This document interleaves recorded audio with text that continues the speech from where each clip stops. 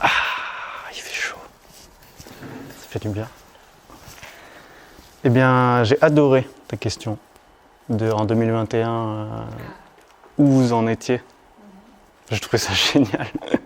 Parce que j'ai noté les dates plus pour qu'on s'en souvienne.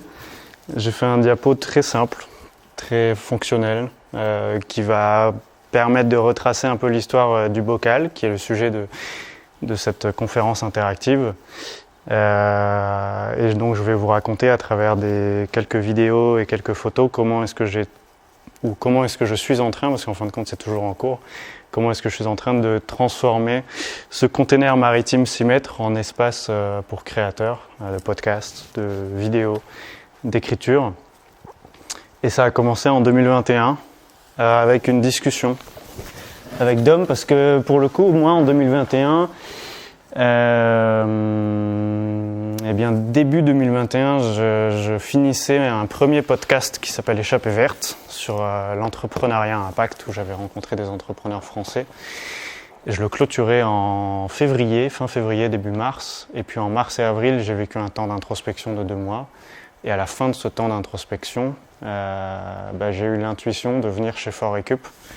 Et c'est marrant parce que ça fait même une boucle à l'event 1, de l'event BS1, parce que j'avais partagé tout mon parcours et mon cheminement jusqu'à aujourd'hui. Et finalement, de parler du bocal, ça précise un peu une étape de ce cheminement. Et donc j'avais écrit une lettre à Dom début 2021 qu'il n'avait pas reçue, mais finalement je suis quand même atterri ici pour découvrir les activités de Fort Récup, qui à cette époque, et vous allez le voir, animait aussi le tiers-lieu Samplon 93, une ancienne station-service en face du fort, dans l'avenue Jean Jaurès. Et en fait, en 2021, on s'est rencontrés là parce que lui, il était en train de ramasser des débris pour vider la station et accueillir les conteneurs. Moi, je suis arrivé avec mon cousin à ce moment-là pour ça. Et bref, donc je suis resté plusieurs semaines, puis plusieurs mois. Et en fait, j'ai découvert, en regardant les photos et vidéos, que c'était a priori en septembre. Donc assez vite, finalement. On avait passé le mois d'août à bosser sur la boutique de plantes, entre autres, un autre conteneur. Et en septembre, on était à la station, on était en train de bricoler, et Dom me dit Marc, on a ce conteneur qui s'appelait pas le bocal, c'était le conteneur. Oui, Total Kitchen, c'est vrai que ça devait être la cuisine, un restaurant solidaire de Total Kitchen. Et Dom me dit, est-ce que ça te dirait qu'il soit pour Bocal Ship, sachant que Bocal Ship à cette époque c'était très conceptuel encore. Il y avait quand même cette philosophie de vie simple, fluide et organique, mais c'était pas encore très très très clair. Moi j'ai dit oui, sans doute. Je veux dire, je sais pas ce que je vais en faire encore, mais un conteneur ça me semble assez chouette comme outil et comme petit espace, donc avec grand plaisir de l'animer. Et donc la première vidéo que je vais vous montrer, c'est en fait à quoi ressemblait le container à cette époque. Littéralement, je pense qu'après notre discussion, j'ai pris la GoPro et donc j'ai fait une capture temporelle.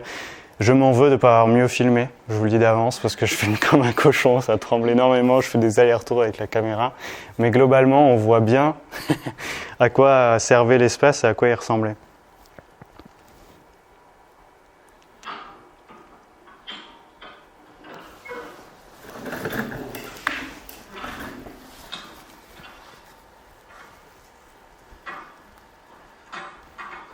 Pour vous donner un peu de contexte, donc ce conteneur il servait surtout à stocker du matériel pour les serres qui aujourd'hui sont dans le jardin de Fort Récup mais qui allaient être installés à la station. Et donc tout ce que vous voyez, le bois, toutes les caisses, les mousses en bas, les tubes blancs en plastique, c'est du matériel pour les serres aquaponiques en particulier. Il y avait le nid gap, il n'est pas au même endroit qu'aujourd'hui, mais le nid gap il a toujours été dans le bocal. Il y avait un grand évier, putain j'avais oublié ça. Il y avait un grand évier, un meuble qui est encore dans le bocal, des étagères, l'établi, un four XXL, industriel. Et en fin de compte, il n'avait jamais vraiment été prévu pour ça. Mais du coup, moi, petit à petit, j'ai réfléchi à qu'est-ce que j'allais en faire.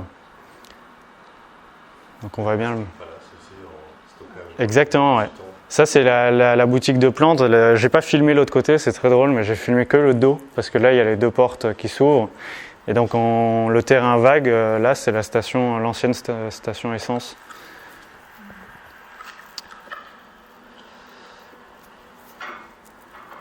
Donc moi, en 2021, j'arrive, on était en septembre, octobre, et donc j'ai dans la tête d'un coup, Marc, pour Bocalship, tu as un container. Donc un container, ça m'est pas vraiment hyper familier à la base, parce que je sais pas, j'ai pas grandi sur un bateau qui transporte des containers, mais hyper intéressant. Et donc du jour au lendemain, je me retrouve à réfléchir et à mijoter dans ma tête, qu'est-ce que je vais faire? Qu'est-ce que je vais animer, qu'est-ce que je vais construire dans un container, sachant que aujourd'hui il est en bazar, mais en soi ça c'est temporaire.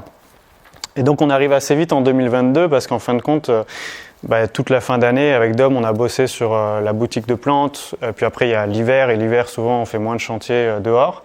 Donc le bocal il est resté comme ça en fait du moment où j'ai eu cette information et que Dom a validé avec Bernard d'ailleurs à l'époque pour me le transmettre, le bocal est resté dans cet état.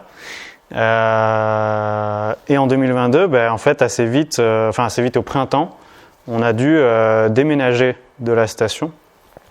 Donc Fort Récup a déménagé. Alors attendez, ça arrive. Fort Récup a dû déménager de la station essence pour arriver dans le jardin au Fort d'Aubervilliers. Et donc le container, le bocal en fait c'est lui qu'on voit aussi, c'est que les 2 autres côtés ils sont beiges, ils sont pas bleus. Donc c'est drôle, je me disais qu'on le reconnaîtrait pas bien, mais le bocal est parti donc dans l'état dont vous l'avez vu.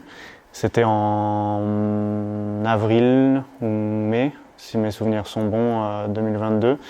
Et donc là, on voit moi fièrement sur le bocal avec un mât que j'avais fixé, qui est toujours d'ailleurs fixé, et qui est un arbre qui avait poussé à la station, qui était tombé sur le grillage presque dans la rue, qu'on avait du coup abattu jusqu'à la fin. Et c'était le mât du navire entrepreneurial de Bocalship. Pour y accrocher un slip qui sera le drapeau officiel, tout à fait. Donc là, on reconnaît mieux le jardin actuel avec le bocal qui est ici, le cheb, c'est comme ça qu'on l'appelle, les 3 serres, avec la serre aquaponique qui du coup a permis de vider le bocal pour mettre déployer les équipements dans la serre. Les 2 containers là-bas, c'est les Plastic Palace. Et ça, c'est la boutique de plantes qu'on a aménagée à la station d'abord. Une fois qu'on a vidé le container, il faut le nettoyer. Et le seul truc qu'on n'a pas vidé, c'est le Karcher.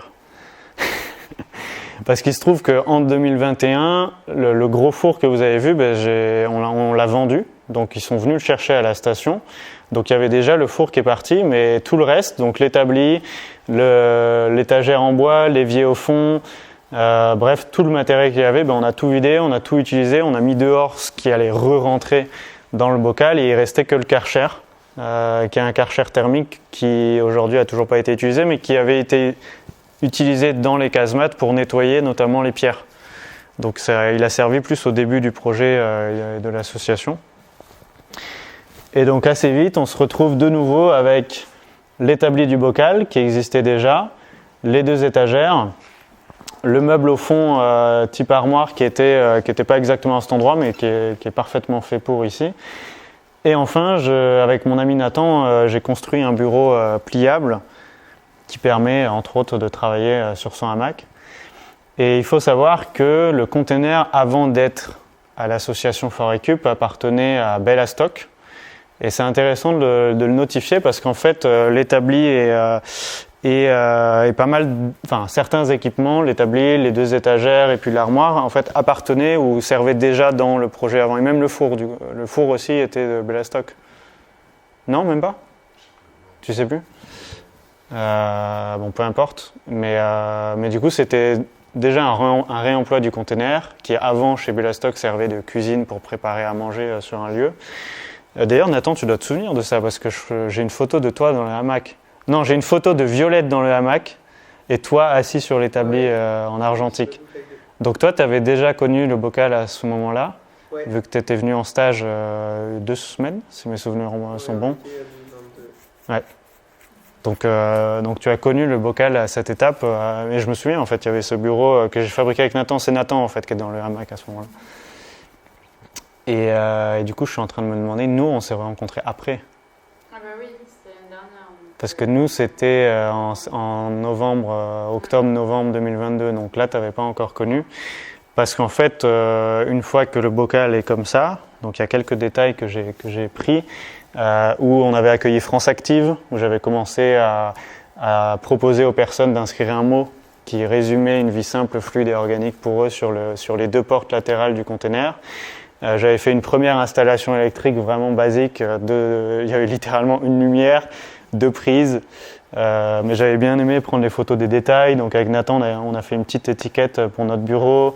Les petites fioles qui viennent du Tarn et de l'Éclusier. Donc c'est un lien aussi direct avec l'autre lieu de Bocal Ship. Et tout ça, c'était aussi un début de réemploi. Parce que le bureau, c'était une rencontre avec Evenel, qui est une jeune femme qui travaillait ou qui travaille encore, je ne sais pas, chez Biocop. Et en fait, ils vidaient un sous-sol de Biocop où ils avaient des matériaux, du bois surtout principalement, qui servaient à du bois d'étagère. On ne voit pas sur cette photo, mais c'était du bois du contreplaqué. Et en fait, avec Dom, on était allé rendre visite à Evenel qui nous avait proposé de venir pour récupérer ça. Et donc, on avait récupéré du bois. Les prises, c'est Fort Récup qui me les a transmis. Non, celle-ci. Celle-ci, elle était déjà dans le bocal parce que du coup, à un moment donné, dans le bocal, il y avait déjà une installation électrique quand c'était la cuisine chez Bellastock.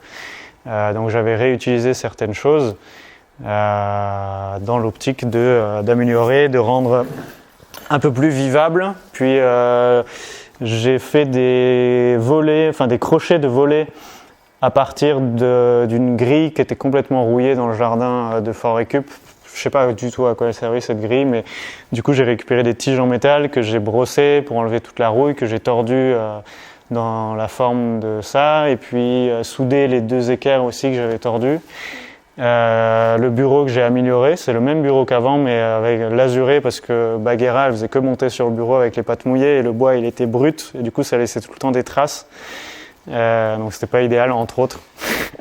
Donc j'ai préféré le lasuré, faire un petit équipement pour mettre des tubes à essai pour accueillir des plantes, des boutures. Donc j'ai pris beaucoup de plaisir à faire tout ça, mais en fin de compte, eh bien, on se retrouve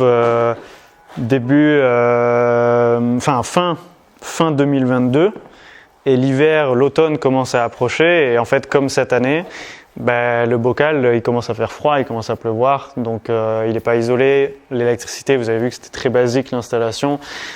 Et en fait, on s'est aussi rendu compte que j'avais sans doute mal mis l'installation, et donc il y avait l'eau qui touchait à un endroit le câble, donc ça faisait sauter le disjoncteur en permanence.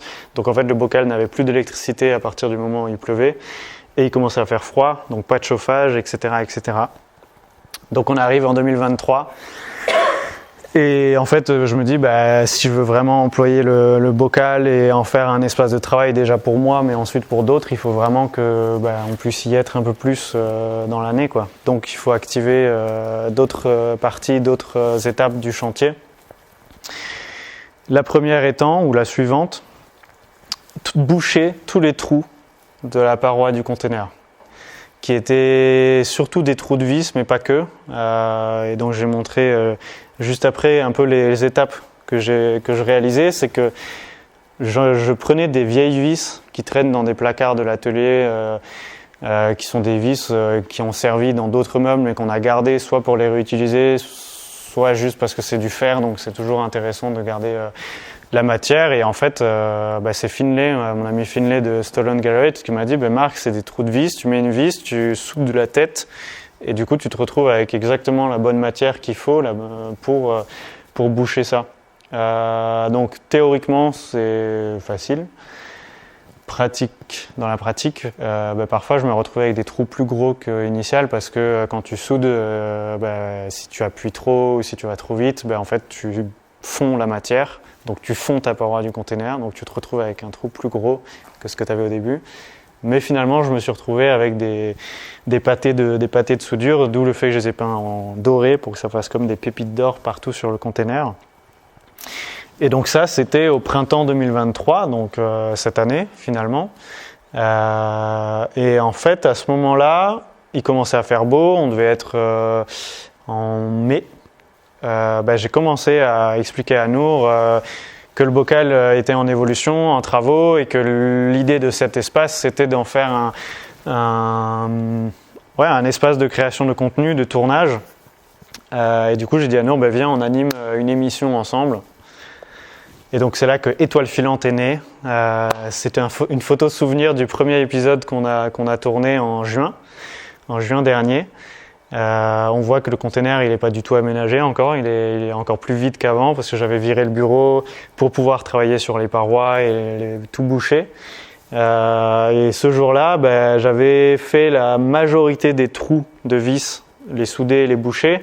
Il restait encore les pointes de vis à l'intérieur parce que du coup quand tu soudes la tête derrière, en fait il reste toute la vis à l'intérieur. Donc c'était assez dangereux, mais ça va. Dans les étoiles filantes, on voit l'évolution toutes les 2 semaines du chantier. Et là, il y a Foued Mansour, un ami aussi réalisateur dans le cinéma, avec sa chérie Justine, qui était passée hyper spontanément le jour du tournage. Donc c'était vraiment génial. Et même Nour, du coup, tu dois te souvenir que c'était l'anecdote à laquelle je faisais allusion dans la dernière vidéo qu'on a sortie sur la chaîne à ce sujet, où j'étais en train de montrer à Nour un peu le backstage du montage vidéo, juste après qu'on ait tourné l'épisode 1 sur l'alimentation. Donc le bocal, petit à petit, suit son cours. La météo est là parce que c'est le printemps, donc c'est vachement agréable de bosser dehors. Et puis à un moment donné, il faut se bouger, quoi. Il faut avancer, il faut fabriquer des murs, il faut isoler les parois parce que comment est-ce que tu veux bosser dans un container qui est en métal l'hiver si tu isoles pas un minimum les parois? En fait le métal c'est hyper conducteur, ça isole rien du tout. Il fait froid, il fait la même température à l'intérieur que dehors si tu fais rien. Donc là on voit avec une grosse masse parce que le container était cabossé. Donc j'ai frappé de l'intérieur pour le décabosser. Mais bon, je l'ai cabossé encore plus, mais au moins il était droit. Oui, le bruit, mais le bruit, juste des soudures déjà. C'était infernal pour nous dehors, donc pour lui dans le container. Oui, parce qu'on ne s'imagine pas, mais chaque soudure de vis, en fait, quand tu soudes la soudure à l'arc, il y a une matière en plus qu'il faut enlever pour apprécier et voir le résultat de ta soudure. Et en fait, pour l'enlever, il faut taper avec un marteau en métal. Donc tu soudes, ça fait pas beaucoup de bruit, ça fait... Mais bon, tu peux te brûler, bref, on passe tous les détails. Et ensuite, avec ton marteau, je mettais clairement un casque anti-bruit, mais même avec ça, mon corps me disait, mais le bruit que tu fais est infernal. Et je tapais la paroi du container qui était presque vide, donc ça résonnait encore plus. Amy, la voisine, elle venait me voir souvent, elle me disait, mais Marc, qu'est-ce que tu fous? C'est infernal, juste moi dans la casemate, elle est presque en face. C'était infernal, et taper avec la masse, clairement, c'était aussi très, très bruyant. Mais c'était nécessaire pour pouvoir mettre ce que j'appelle les tasseaux de support. Donc j'ai d'abord construit à partir des ailes en métal qui composaient les étagères qui étaient dans l'ancien aménagement. J'ai fait des équerres que j'ai soudés. Donc pareil, tu soudes, tu tapes, etc. Ça fait du bruit. Et les tasseaux, et après je vous montrerai parce qu'on les voit mieux. Les tasseaux, c'est aussi du réemploi de Cheb. En fait, Cheb, c'est un artiste, tout à l'heure j'ai mentionné le container qui s'appelle Cheb, mais Cheb à la base c'est un nom d'artiste qui a peint ce container, d'où le fait qu'on le nomine Cheb, qui s'appelle Sébastien Sentier. Et en fait, je l'ai aidé à un chantier pour le coup, à Saint-Denis, de son appartement, bref je vous passe les détails, et il avait un bardage en tasseaux, donc c'est plein de tasseaux alignés à la verticale dans sa chambre ou dans je ne sais plus quelle pièce. Et comme je les ai aidés complètement bénévolement, en gros, il m'a transmis tous les tasseaux que j'ai dû descendre du 6e étage jusqu'au camion. Et donc, j'avais plein de tasseaux et je me suis dit, en fait, j'ai plein de tasseaux, j'ai des équerres. Dom me prête volontiers son poste à souder, ce qui était génial. J'ai pu bien m'amuser. Du coup, on va faire la majorité à base de tasseaux. Donc, des équerres de support, les tasseaux à l'horizontale. Donc comme vous pouvez voir là-bas, trois niveaux sur lesquels on vient mettre ensuite le mur. Et l'espacement des tasseaux, c'est par rapport à la taille de l'isolant. Cet isolant, c'est aussi de la laine de roche qui était récupérée sur le même mur du chantier de Sébastien. Et le bardage ici en bois est splendide déjà. C'est un cadeau de Fort Récup parce que à la base c'est une œuvre. Nour qui rigole parce qu'on la reconnaît sur cette photo. Mais donc cette œuvre, c'est Raj, un ami, ouais exactement, il a mis le même pantalon aujourd'hui.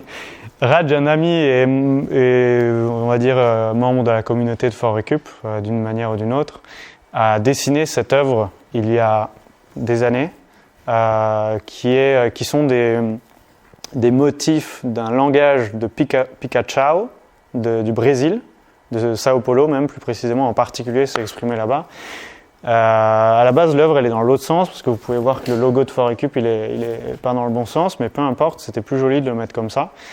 Et donc on a le premier mur.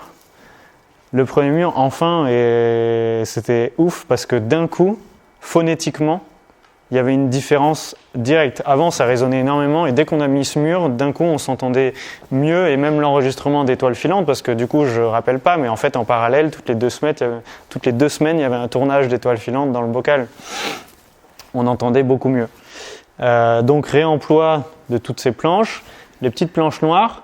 Je parlais des étagères tout à l'heure où j'ai récupéré le métal. En fait, il y avait aussi des planches dans ces équerres en métal qui sont celles-ci que j'ai peint en noir. Et on me voit fier après le montage de ce mur. Et je pense que c'était juste avant le tournage de l'étoile filante. C'est aussi pour ça qu'il y avait Nour sur la photo d'avant. Parce que du coup, ça, c'était aussi un décor un peu temporaire qu'on avait fait pour la vidéo. Suivant, la laine de mouton. Parce que du coup, de l'isolant laine de roche que j'ai récupéré de chez Seb, j'en avais pas beaucoup. Ça a suffi pour faire le mur du fond, mais tout le reste, je ne saurais pas vous dire combien de mètres carrés il y a. Mais c'est pas très grand, mais c'est quand même suffisamment grand. Donc j'ai acheté de la laine de mouton qui vient du Tarn. Donc c'était génial, il y a plein de petites coïncidences pour isoler tout le reste. À savoir le premier mur en bardage à base de tasseau avec Benedi qui a participé également à Étoile Filante, qui m'a aidé lors de l'enregistrement d'un podcast qu'on avait fait ensemble, peu importe. Et donc là j'ai pas de photo, mais vous le verrez en vrai parce qu'après on ira dans le bocal, vous verrez la réalité de tout ce que je vous présente. Donc un bardage en tasseau parce qu'une fois de plus j'ai des dizaines de tasseaux, il en reste encore plein et je vais continuer à faire du bardage tant que j'ai des tasseaux, mais chaque tasseau il fallait les poncer parce qu'ils étaient bruts. Et Nathan tu t'en souviens vu que tu as participé au ponçage de tous les tasseaux, et c'était, j'ai envie de dire limite ce que tu as fait c'était petit par rapport à tous les tasseaux qu'il fallait faire, mais c'était déjà génial et tu m'as beaucoup aidé. Et je me souviens plus si tu avais été là pour monter le mur. Ah si, on avait fait ensemble, derrière la paroi en métal, tu m'avais aidé à peindre les équerres en verre et peut-être les tasseaux de structure, tu m'avais peut-être aussi aidé ou accompagné à ce niveau-là. Je me souviens plus, mais j'en avais poncé quelques-uns. Ouais. Tu avais poncé des tasseaux et je me souviens de la peinture, j'ai une vidéo de toi qui est en train de passer le rouleau vert sur les équerres, parce que même si c'est caché, en fait les équerres elles sont brutes et le métal au contact de l'humidité ça rouille. Donc j'aurais pu mettre juste du Rustol, mais en fait j'ai préféré mettre une peinture qui est extrêmement résistante pour le métal, parce qu'en particulier dans les containers aussi ça peut un peu condenser l'humidité, donc je voulais que ce soit très bien protégé et qu'en plus si un jour on est amené à démonter le mur, on a des équerres qui sont bien propres, belles. J'aime bien travailler quand les choses sont bien jolies. Même les tasseaux derrière étaient poncés alors qu'on les voit même pas, mais c'est plus que c'est vachement agréable de travailler avec du bois qui est propre. Ce mur en métal, ce sont des plaques qui pèsent un âne mort, littéralement, qu'on a déplacé avec Dom et Finlay, qui m'a filé un coup de main une fois de plus à ce moment-là, qui sont des plaques qui servaient à bloquer les entrées entre la casemate 3 et 4 de Fort Récup, avant que Fort Récup arrive. Les 2 portes où on passe au niveau de la cuisine et juste là, en fait il y avait ces plaques en métal qui condamnaient ces entrées. Et Dom, à l'époque, les avait virés quand ils sont arrivés et qu'ils avaient accès à la casemate 4, il les avait foutus par terre. Et depuis des années, elle traînait par terre devant la casemate 2. Et on avait déjà utilisé une partie de elle pour faire la rampe entre les deux casemates sur cette entrée.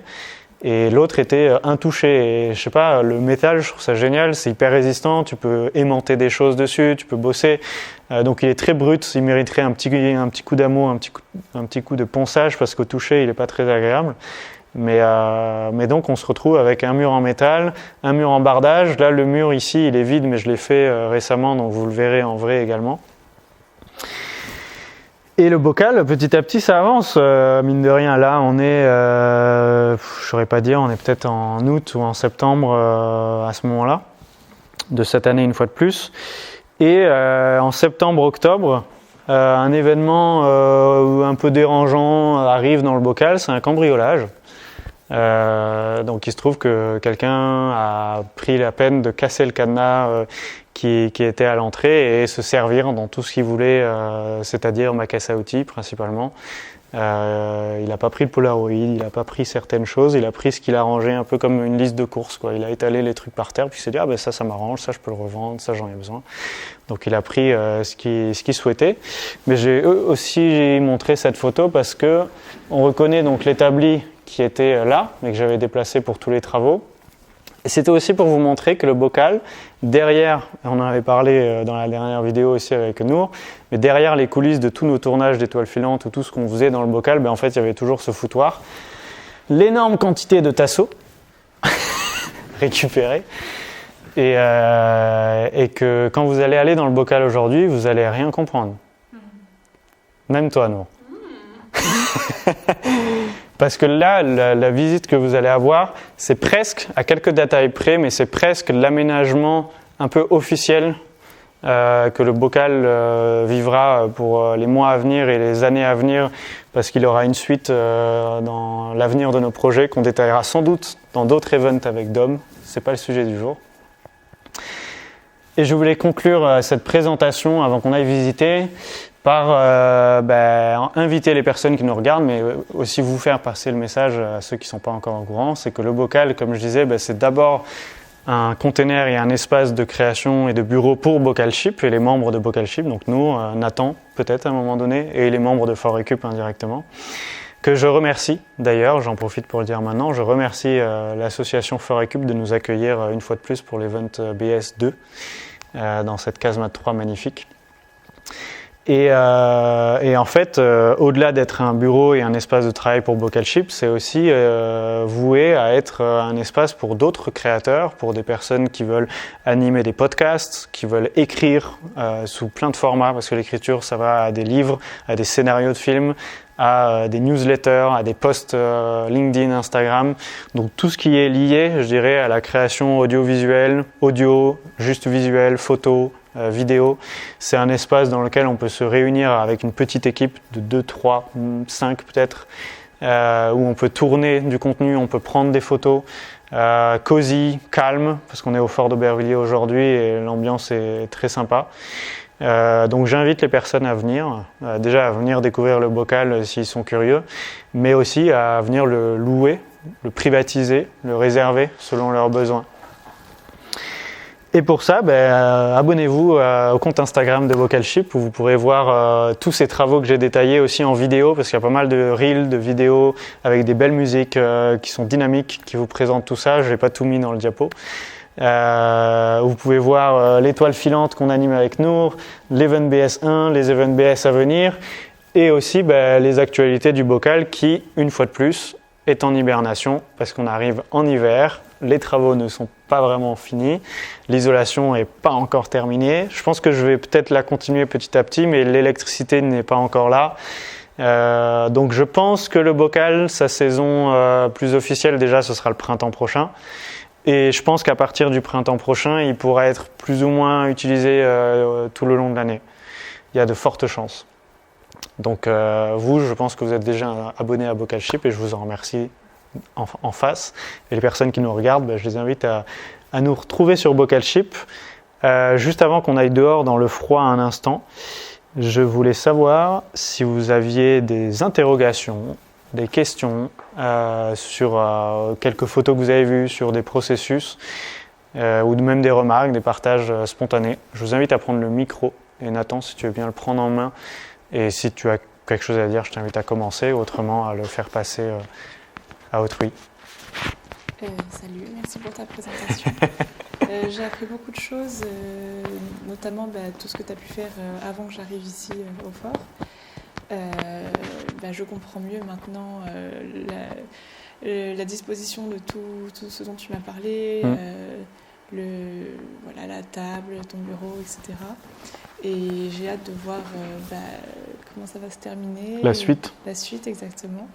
Je voulais savoir aussi comment est-ce que tu as appris tout ça, tout ce qui est le bricolage, la soudure.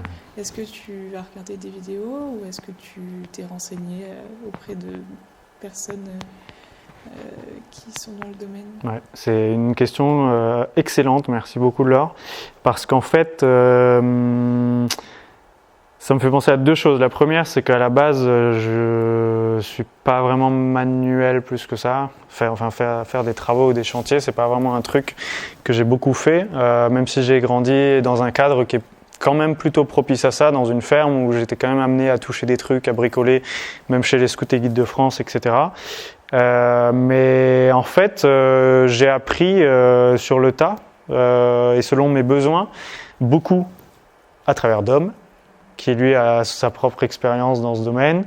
Et en fait, on va dire que c'était un peu une mission personnelle de regarder le moins de contenu audiovisuel à ce sujet et d'apprendre le plus à travers des personnes concrètes que je rencontre.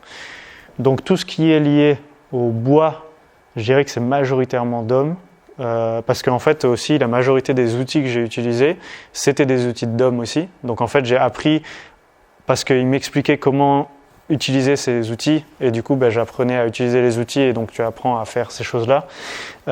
Aussi en amont, en fabriquant la boutique de plantes, parce que du coup ça c'était avant le bocal. Donc depuis que je suis chez Fort Équipe, je dirais que j'ai appris beaucoup de choses liées à ça. Le métal, c'est Finlay.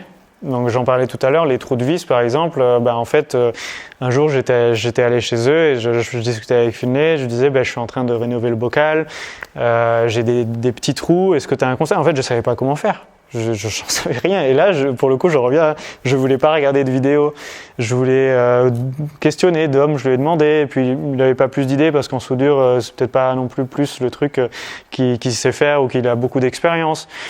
Et Finlay il me dit y a un des trucs que tu peux faire mais c'est assez technique, c'est commencer à souder au-dessus du trou et tu fais couler entre guillemets le métal pour boucher ton trou. Mais je disais putain mais c'est hyper compliqué, ça demande quand même vachement de prise en main. Et après il me dit sinon tu prends des vis et tu soudes les têtes de vis, ce qui n'était pas une mince affaire non plus comme je disais tout à l'heure, mais c'était déjà beaucoup plus sympa et facile. Et après c'est au travers des rencontres et vraiment je pense que j'ai regardé aucun tutoriel. Je tiens à le dire, mais j'ai regardé aucun tuto de comment faire ça ou comment faire ceci. En fait, je faisais tourner mes méninges pour la majorité de les équerres. Comment est-ce que tu fixes des trucs sur le mur sans le trouer? Parce que le but de boucher le mur, c'est de ne pas le trouer après. Parce que tu pourrais dire, les tasseaux de support, j'aurais pu les visser de l'extérieur, mais du coup, tu as de nouveau des trous dans le container. Du coup, pas le trouer, c'est tu soudes d'autres trucs dessus. D'autres trucs, des équerres. J'ai pas envie d'aller acheter des équerres dans une boutique alors que je peux en faire moi-même. Donc j'ai ces ailes, donc des bouts de métal en long comme ça, qui étaient, comme je disais, des étagères. Je les coupe avec les outils qu'on a ici pour le métal. Je les brosse pour arriver au métal directement parce que tu peux pas souder sur la peinture. Je m'entaille quelquefois les mains parce que forcément je le fais sans gants parce que je préfère la sensibilité directe des outils et de la matière. Et puis en avant, tu soudes, tu fais un trou dans la paroi, donc tu dois reboucher la paroi, etc., etc. Donc c'est en faisant, en questionnant, en rencontrant des personnes qui sont plus douées que moi, clairement, comme Dom. En fait, souvent avec Dom, j'avais des points check en mode, je suis en train de faire ça ou je suis à telle étape. Je viens, je te présente. Et je te présente tout le ménage que j'ai eu de réflexion et du coup souvent ça faisait des pops aussi chez lui en mode mais tu pourrais faire comme ça. Le mur de l'œuvre artistique, au début j'avais rien pour le combler. j'avais fait les tasseaux de support. Et j'ai dit à Dom, je sais pas, je pense peut-être utiliser ces planches que j'ai, mais à la fois elles sont soit hyper épaisses, soit peu épaisses, puis elles sont pas hyper jolies non plus. Et il me dit, attends, ça traîne dehors, ça prend l'eau depuis des années. Là, on a accroché les outils, mais en fait, c'est vachement joli comme bois et comme œuvre. Ok, on part sur ça. Mais du coup, il fallait le redimensionner parce que c'était pas la bonne taille pour le container. Mais donc ça se fait petit à petit et au fil du temps, même aujourd'hui, j'apprends encore plein de choses sur la soudure, sur le bois. Et même, tu as vu le bureau, il y a eu une amélioration. Au début, c'était le bois brut que j'avais légèrement poncé, vissé sur des charnières, fixé au container, etc. Et aujourd'hui, il est amélioré, mais il n'est pas encore refixé parce que du coup, j'étais en train d'isoler les parois, donc il n'avait pas encore sa place. Donc c'est surtout au gré de rencontres et après comme je dis l'asso clairement et le lieu Fort Récup a vachement aidé parce qu'on a un atelier, on a tous les outils, on a Dom qui a son expérience, même Cheb il m'a donné 2-3 conseils et puis les voisins et je vois que d'ailleurs il y a c'est qui, mais c'est Cheb d'ailleurs, mais c'est fou. Non c'est pas Cheb, bon peu importe, c'est Fong je pense, c'est Louis Fong le voisin. Louis Fong, parenthèse, les voisins chez qui on a fait un atelier, Laure, aussi ils m'ont appris des choses indirectement. Je pouvais demander des conseils à Rémi ou autre de comment fixer ça ou ça. Donc voilà comment ça a fait. Est-ce que j'ai répondu pleinement à ta question? Parfait, merci. Très bien. Si Nathan ou nous, vous avez des interrogations.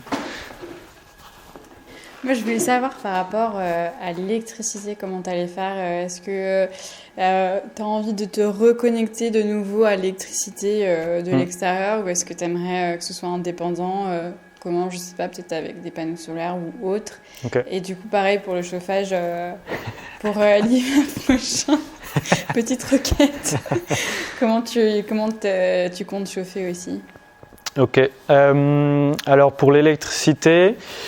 Même cette année, en fait, j'avais prévu de refaire le circuit ou de réparer ce qui avait déjà été fait. Et donc, la première installation a été branchée au réseau de Fort Récup. Et en fait, à l'avenir, ce que je vais faire, c'est que le bocal aura un tableau électrique et un circuit de la pièce indépendant. Et en fait, qu'importe, j'ai envie de dire, la source de courant, le système sera installé. La source de courant, elle dépendra de où est le container. Donc l'an prochain, ce sera pas des panneaux solaires, ce sera ici. Mais dans la suite de ce qu'on est en train de construire avec Dom, la transformation de ce tiers-lieu en autre chose, en fait, le lieu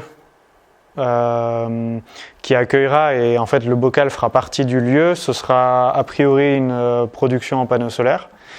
Mais en fait, la vision du bocal, elle est aussi un peu plus grande parce qu'à l'avenir, il deviendra un éclaireur, c'est comme ça que je l'appelle, où ce sera un module qui pourra visiter des territoires, visiter des lieux, pas tous les jours, mais en gros, tu pourrais te dire, l'éclaireur, je le mets à tel endroit pendant 6 mois, il contribue au lieu, il y participe, et donc peut-être que dans ces conditions, il aura un panneau solaire ou une installation électrique dédiée, mais en fait, ce sera assez sur mesure au lieu d'accueil du container. Parce que si, on va dire, le lieu d'accueil produit sa propre électricité et peut donner suffisamment au bocal, en fait, il sera juste raccordé au lieu existant.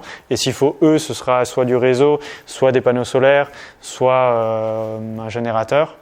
Mais en tout cas, il y aura un circuit, comme je disais, fermé dans le container. Et le chauffage, tu m'as demandé.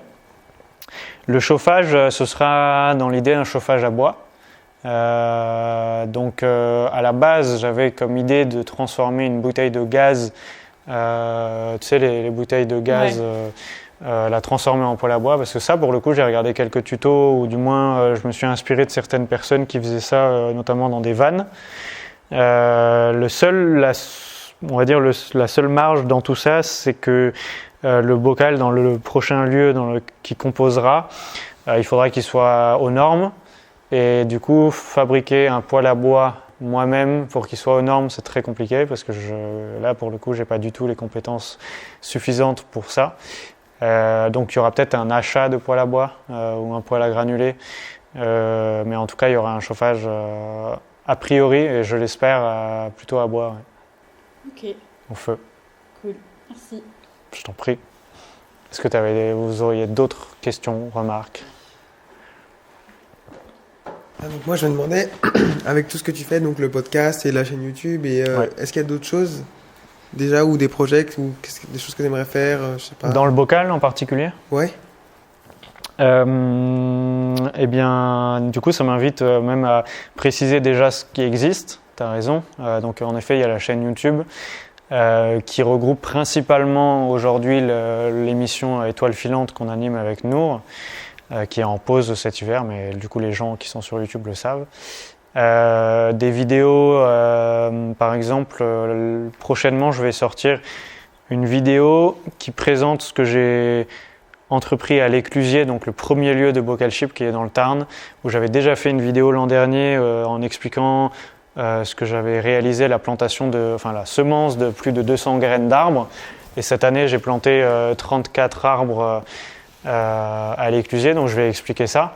Donc en fait, c'est à la fois un espace qui est voué à animer cette émission Étoile filante, à accueillir et animer le podcast Les Vies Bocal Ship, d'ailleurs auquel tu as participé, auquel tu as participé, auquel j'ai participé aussi d'ailleurs, même en tant qu'invité. Il y a aussi donc ces vidéos un peu annexes qui expliquent soit d'autres lieux.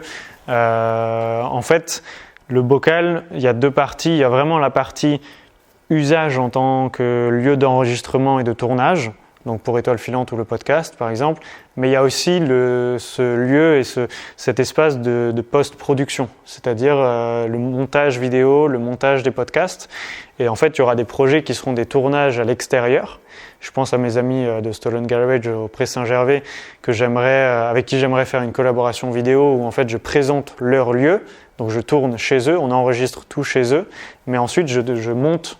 Bon, ce sera sans doute dans la casemate parce que du coup là le bocal il n'est pas opérationnel, mais dans l'idée à l'avenir, c'est que le bocal devienne vraiment cet espace d'enregistrement, mais aussi de création, de post-production.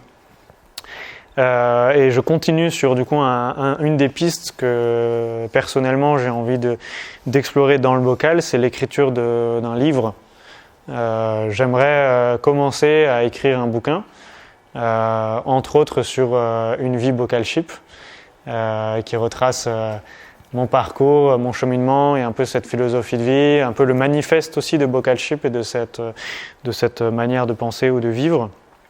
Donc il y a cette partie-là, et après j'ai envie de dire, je suis ouvert à d'autres initiatives au sein de Bocal Ship, mais comme je disais, tout l'enjeu c'est de proposer aux autres de vivre leurs initiatives et leurs projets dans cet espace. Donc en fin de compte, ça peut regrouper plein de choses. Moi, la photo, ça me parle beaucoup aussi, de permettre à des personnes d'être dans un espace qui est cosy, qui est sain et qui est aussi intime en fait. Parce que le bocal, il y a ce côté c'est un petit espace qui est confortable, dans lequel tu te sens à l'aise pour prendre les clichés que tu as besoin. Donc ça peut être photo, vidéo, de la musique aussi. J'en ai pas parlé de ça, mais je suis équipé en matos musique, carte son, micro, casque et mon ordi qui fait l'interface de tout ça. Et l'enregistrement de musique, on va dire pas de projet vraiment fini, pro, parce que c'est pas un studio d'enregistrement non plus, faut pas exagérer, pas aujourd'hui en tout cas, pas encore. Mais pour enregistrer des maquettes de musique par exemple, c'est-à-dire tu as écrit un texte ou tu as des instrus à enregistrer, j'ai un micro, l'ambiance est relativement calme et silencieuse, donc ça marche quand même pour faire des belles maquettes, mais pas des musiques finies que tu mets sur CD, que tu vends, etc. C'est plus de l'enregistrement amateur, mais qui te permet, dans un lieu chouette, d'enregistrer des beaux contenus qu'après tu retravailles en studio pour que ce soit vraiment nickel, etc. Vas-y, tu comptes la sonoriser aussi en plus de... C'est ça. En fait, pour tous les enregistrements, d'ailleurs, que ce soit musique, vidéo, audio, il y a clairement un travail d'insonorisation à faire qui a commencé en fait à partir du moment où tu isoles. En fin de compte, là, c'est une isolation thermique, mais elle est aussi phonique. Parce que, comme je disais, déjà, tu as une résonance qui est inexistante. Enfin, pas inexistante non plus, mais par rapport à quand il n'y avait rien, c'est vachement réduit. Il y a 2 parois que je vous montrerai dans le bocal tout à l'heure, où je vais coller des bouchons en liège coupé, qui participe aussi vachement à l'isolation phonique. Et après, il y a des équipements, des mousses, des choses comme ça que soit on pourrait mettre tout le temps, soit ponctuellement en fonction des besoins. Parce que par exemple, la musique, t'as quand même besoin que ce soit encore mieux isolé qu'une vidéo ou un podcast. Je pense à Nour qui enregistre parfois dans son salon, et j'avais mentionné que dans votre épisode de relecture de ton podcast interviewé par Dom, on entend par exemple une voiture de pompier passer dans le fond. Et c'est pas gênant. Dans certains cas, en fin de compte, c'est pas hyper gênant, et au fort, on a la chance que ce soit calme et peu bruyant. Même les étoiles filantes, parfois il y avait du bruit de nos voisins dans le fond, et on entendait très peu déjà. Donc il y aura aussi l'idée de pouvoir ponctuellement comme aménager une capsule d'enregistrement. Parce que la musique, pour enregistrer la voix, par exemple, les instrus, beaucoup de musique aujourd'hui se font sur ordinateur. Donc en fait, tu n'enregistres pas grand-chose. Tu as des fichiers préenregistrés et des sons, et tu mixes un truc.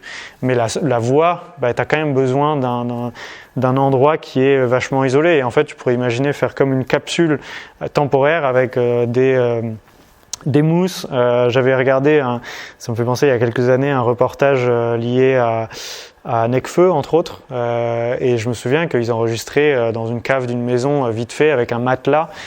Ils avaient fait comme un pont de matelas dans lequel ils avaient le micro, et ils enregistraient à la va-vite. Mais en fait, honnêtement, ça suffit aussi beaucoup. J'ai enregistré quelques trucs en musique, des reprises notamment d'artistes que j'apprécie beaucoup de rap, où moi je chante, et la qualité elle est vachement présente.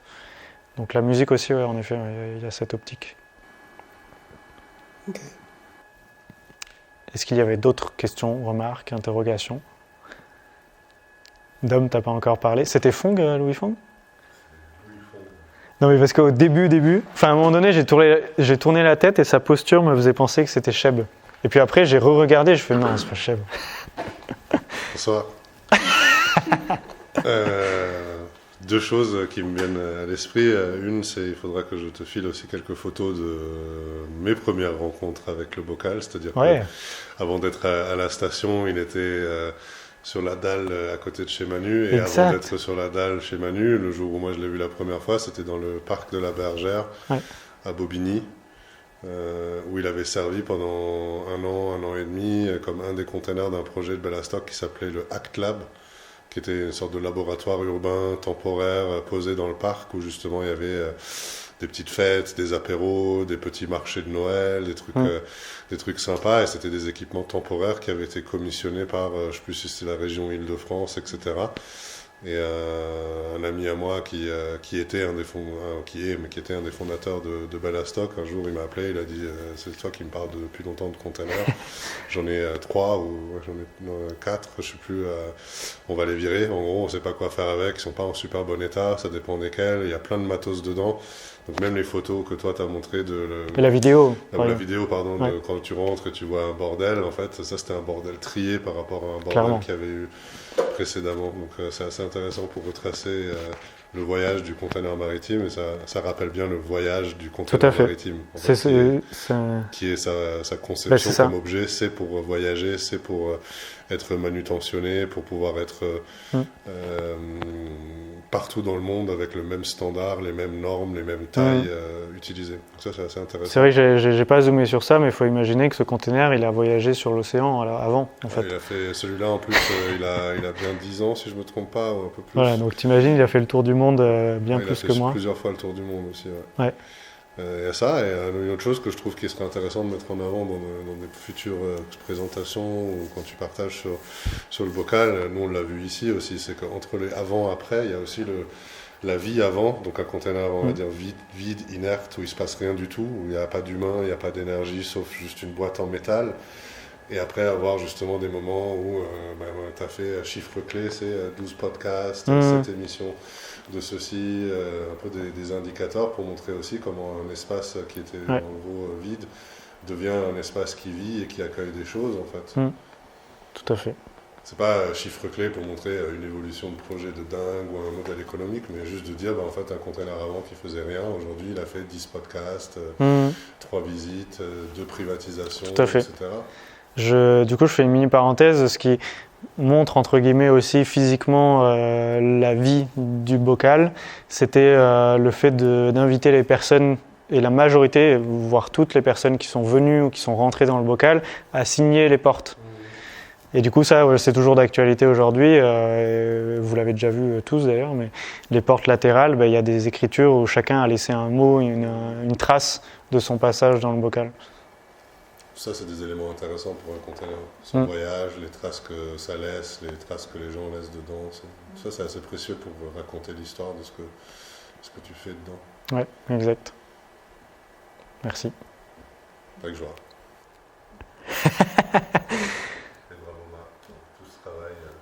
Merci. Visible et acharné qui permet que d'autres gens profitent avec toi de pouvoir s'en servir, quoi. D'avoir un lieu pour faire ces activités, ça change tout. Même s'il est petit et pour le moment. Toi, tu continues de parler alors que tu as transmis le micro, tu me fatigues. Est-ce qu'il y en a d'autres où vous voulez partager d'autres questions, d'autres remarques? Sinon, je vous propose qu'on aille dans le froid et visiter le bocal. Ça vous parle? Ok. Eh bien, merci aux personnes d'avoir visionné cette vidéo. Et comme j'ai dit, mais du coup, je voulais que ça reste, mais j'ai fait une mauvaise manipulation de mon téléphone. Abonnez-vous au compte Bocalship, à la chaîne YouTube également, où il y aura les suites des actualités. Et le prochain event BS, ce sera le 4 janvier, vendredi 4, vendredi 5 ou vendredi 4, je ne sais plus, 2024. Et le bocal aura une suite de vie avec l'étoile filante qui reprendra au printemps prochain, etc. etc. Le 5 janvier. Je l'ai écrit plein de fois en plus. Ok, on est parti. Merci à vous. Si vous voulez passer au toit.